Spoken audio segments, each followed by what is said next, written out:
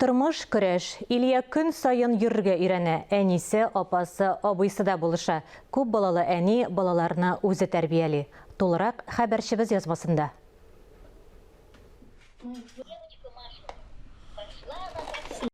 Әнә шулай Илья күн сайын йөрергә өйрәнә. Әнисе, апасы, абыйсы да булышалар.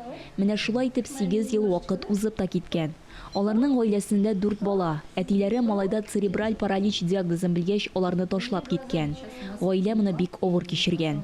Отец сказал мне, когда он узнал, 3 месяца ребенок. Илюшаның әтисе малайга 3 ай булгач, әгәр син минем белән яшисең килсә, баланы инвалидлар йортына тапшырык диде. Үзенең киләчәктә гаиләгә булышып торачагына ышандырды. Бу сүзләр Илмира Мөхәммәтҗанованың тормышын астын үскә китерә. Тик бирешергә ярамый. Илюша инде 14 катлаулы операция кичергән. Алда озак тернәкләнү, дарулар кирәк. Ә бу күп балалы гаилә өчен зур чыгымнар белән бәйле. Илюше очень нужно, конечно, реабилитация, массаж. Илюшага тернәкләндерү массажы ясарга кирәк. Ә массаж бик кыйммәт тора. Комплекслы массаж өчен көн сайын 1000 ярым, 2000 сум түләргә кирәк. Гаилә ярдәмгә мохтаҗ. Өлкән балалары югары уку йортына укырга кергән. Кечесе балалар бакчасына йөри, ә Илюшага педагогларны иләренә чакыралар. У меня бывает такое, что опускаются руки, мне охота просто кричать.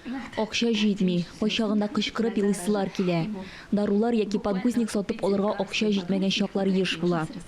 Мөхәммәтҗановлар гаиләсенә Радость детства хәйрия фонды ярдәм итә. 3343 номерына РД 100 сүзен җибәреп яки сайт аша булышырга мөмкин. Айзилә Батырханова, Валентина Васильева, Айрат Каюмов, Татарстан яңалыклары.